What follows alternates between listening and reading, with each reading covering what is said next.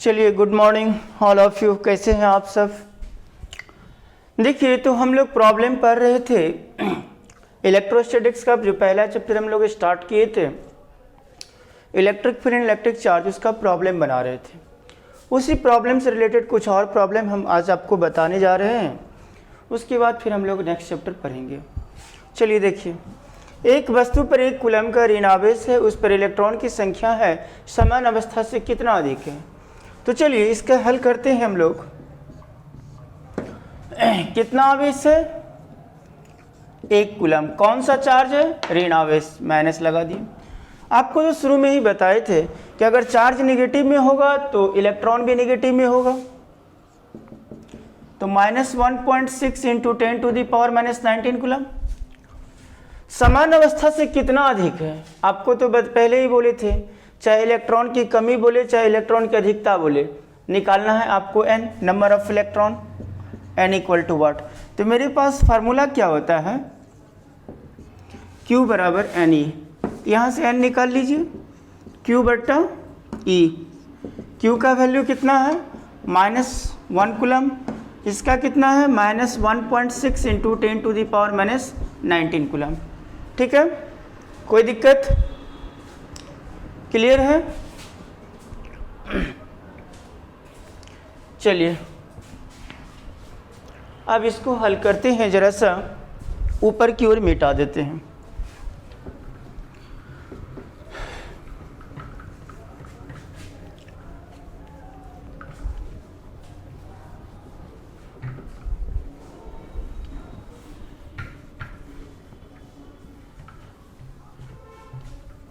चलिए अब इसको हल करते हैं। देखिए, ये माइनस कैंसिल हो गया, एंड सी भी कैंसिल हो गया। अब आइए जरा ध्यान से देखिएगा,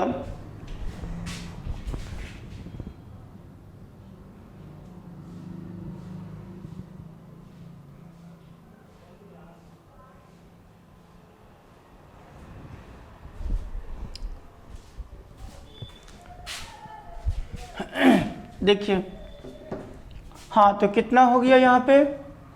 10/16। ये पॉइंट उड़ेगा, ऊपर चल जाएगा 10/16 इंटू 10⁻⁻19। एक शून्य खींच लीजिए, प्लस हो जाएगा ना, माइनस है ऊपर जाएगा तो प्लस।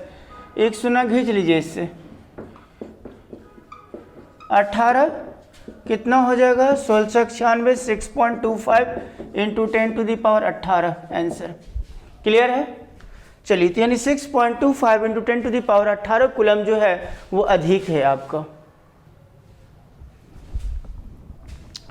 चलिए तो हम लोग पढ़ रहे हैं अब दूसरा प्रॉब्लम। देखिएगा, किसी निकाय में 2 आवेश QA बराबर 2.5 इंटू 10⁻⁻7 कूलम तथा QB बराबर -2.5 इंटू 10⁻⁻7 कूलम क्रमशः 2 बिंदुओं पर इतना और इतना अवस्थित। ये जो वैल्यू आपको दिया हुआ 0 0 -15 0 0 +15, ये कोऑर्डिनेट के फॉर्म में दिया हुआ है।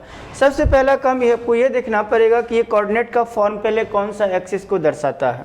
तो हम आपको पहले बताए थे। देखिएगा, जैसे देखिए 0 0 2 रहेगा, -2, चाहे 0 0 आपका +2 रहेगा। ध्यान से देखिएगा, अभी सवाल नहीं बता रहे हैं। ये x, ये y, ये z, इसमें भी ये x, ये y, ये z कोऑर्डिनेट के फॉर्म में दिया है। तो x का वैल्यू 0, y का वैल्यू 0, z का वैल्यू दिया है। x का वैल्यू 0, y का वैल्यू 0, z का वैल्यू दिया है। इस बात से स्पष्ट हो रहा है कि इस कोऑर्डिनेट में भी z का वैल्यू है और इस कोऑर्डिनेट में भी z का वैल्यू है, यानी हमको z एक्सिस का फिगर ड्रॉ करना पड़ेगा। और अगर मान लीजिए कि आपको ऐसे दिया रहता है 0 2 0 0 -2 0 और 0 2 0, तो इसमें देखिए x y z, इस बात से स्पष्ट हो रहा है कि y का वैल्यू दिया है, यानी y एक्सिस में हमको फिगर ड्रॉ करना पड़ता है। क्लियर है? जिस एक्सिस में आपको वैल्यू दिया हुआ रहेगा उस एक्सिस को आपको दिखाना पड़ेगा। क्लियर है? चलिए, यानी इस कोऑर्डिनेट से आपको यह पता चलता है कि डिस्टेंस जो मेजरमेंट कर रहा है 15 सेंटीमीटर प्लस में और 15 सेंटीमीटर माइनस में, वो आपको क्या चाहिए मेजर करना है? जेड एक्सिस में। चलिए, तो सबसे पहला काम हम लोग आप एक छोटा सा डायग्राम बना लेते हैं। देखिए, ऊपर z, नीचे z डैश। क्लियर है? बीच में आपका सेंटर रहता है, एक्स एक्स डैश भी लीजिएगा, वाई वाई डैश भी लीजिएगा, जेड जेड डैश भी लीजिएगा, तो बीच में सेंटर रहता है। चलिए सेंटर ओ, क्लियर है। अब मान लीजिए सेंटर ओ से इतना दूरी पर आपका कोई पहला चार्ज है, क्यू ए चार्ज, जिसका वैल्यू दिया हुआ है आपका, क्योंकि आप तो जानते हैं सेंटर से ऊपर प्लस होता है और सेंटर से नीचे माइनस होता है, तो 2.5 इंटू 10⁻⁻7 कूलम, और सेंटर से नीचे आपका जो है माइनस चार्ज हम ले लेते हैं, क्यू बी वाला, क्लियर है। तो इसका कितना दिया, -2.5 इंटू 10⁻⁻7 कूलम।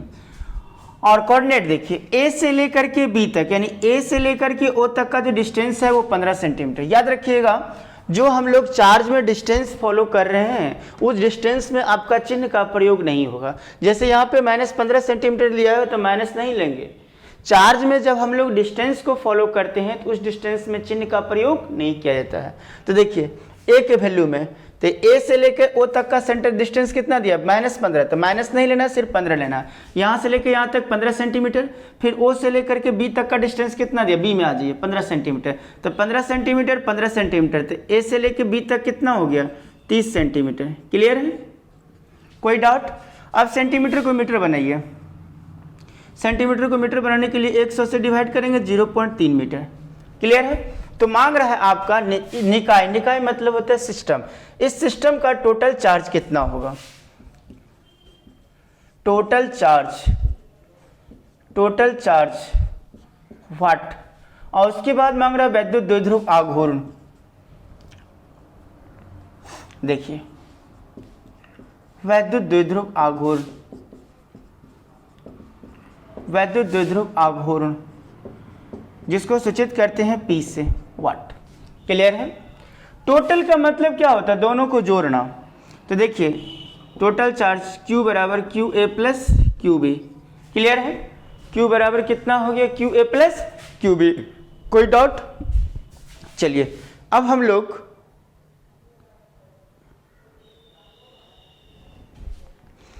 ऊपर की ओर थोड़ा सा मिटाते हैं, मिटाएं।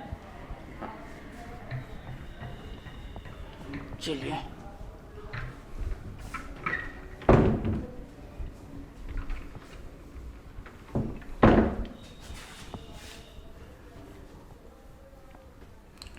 चलिए अब जरा सा देखते हैं Q बराबर क्यू ए का मान कितना, 2.5 इंटू 10⁻⁻7 कूलम, प्लस अब क्यू बी का मान माइनस में है तो minus plus minus 2.5 into 10⁻⁻7 coulomb cut गया, टोटल चार्ज कितना हो गया, 0। क्लियर है। अब आइए विद्युत द्विध्रुव आघूर्ण, P बराबर कितना होता है, Q गुना 12। आपको तो हम एक बार बताए थे, ये फार्मूला है विद्युत द्विध्रुव आघूर्ण के लिए जो आपने पढ़े थे। आपको तो हम एक बार बताए थे कि विद्युत द्विध्रुव आघूर्ण में जो है हमेशा प्लस चार्ज काम करता है, माइनस वाला चार्ज को हम लोग नहीं यूज करते हैं। तो इसका प्लस चार्ज किधर है, ऊपर है कि नीचे है, ऊपर है। तो चलिए इसमें A लगा देते हैं। क्यू ए का मान कितना है, 2.5 इंटू 10⁻⁻7 कूलम, 12 यही 12 है। A से लेके B तक का डिस्टेंस कितना होता है, 12 बराबर कितना, 0.3 मीटर। क्लियर है।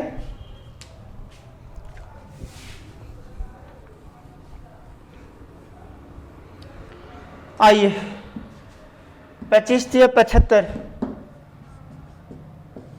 2 अंक के बाद दशमलव, कूलम मीटर। एक पॉइंट को हटा दीजिए, पॉइंट हटाएंगे 100 होगा ना, 10 को उधर लेके चले जाइए, 7.5 10⁻⁻8 कूलम मीटर आंसर। ये निकल गया आपका विद्युत द्विध्रुव आघूर्ण। क्लियर है, कोई डाउट। चलिए तो अब नेक्स्ट प्रॉब्लम हम लोग पढ़ेंगे। चलिए तो हम लोग नेक्स्ट क्वेश्चन में देखते हैं, ध्यान से देखिएगा। 4 गुना 10⁻⁹ कूलम मीटर का विद्युत द्विध्रुव, कूलम मीटर किसका मात्रा का, विद्युत द्विध्रुव का। विद्युत द्विध्रुव कितना दिया हुआ है, विद्युत द्विध्रुव दिया है 4 गुना 10⁻⁹ कूलम मीटर। विद्युत द्विध्रुव का कोई विद्युत द्विध्रुव 5 × 10⁴ न्यूटन पर कूलम परिमाण के किसी एक समान विद्युत क्षेत्र, यानी ये किसका वैल्यू है, विद्युत क्षेत्र का। विद्युत क्षेत्र को सूचित क्या चीज से करते हैं, ई से। तो ई बराबर कितना है, 5 × 10⁴ न्यूटन पर कूलम। विद्युत क्षेत्र की दिशा से कितना डिग्री पर संरेखित है, 30 डिग्री पर, 30 डिग्री पर संरेखित है। तो द्विध्रुव पर कार्यरत बल आघूर्ण, तो बल आघूर्ण तो आप लोग पढ़े थे ना, कितना होता है, बल आघूर्ण को डिनोट करते हैं टाउ से। तो मेरे पास फार्मूला क्या होता है बल आघूर्ण का, बल आघूर्ण का फार्मूला होता है टाउ बराबर पी साइन थीटा। पढ़े थे ना, बल आघूर्ण के लिए फार्मूला कितना होता है, टाउ बराबर पी साइन थीटा। क्लियर है। चलिए अब हम लोग देखते हैं P का मान कितना है, 4 × 10⁻⁻ कितना, -9 कूलम मीटर। E का वैल्यू कितना है, 5 × 10⁴ न्यूटन पर कूलम।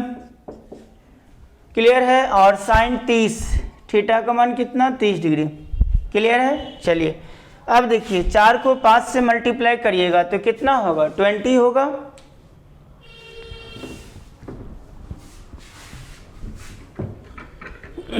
ऊपर लिख देते हैं ताकि देखने में आपको सुविधा रहेगा।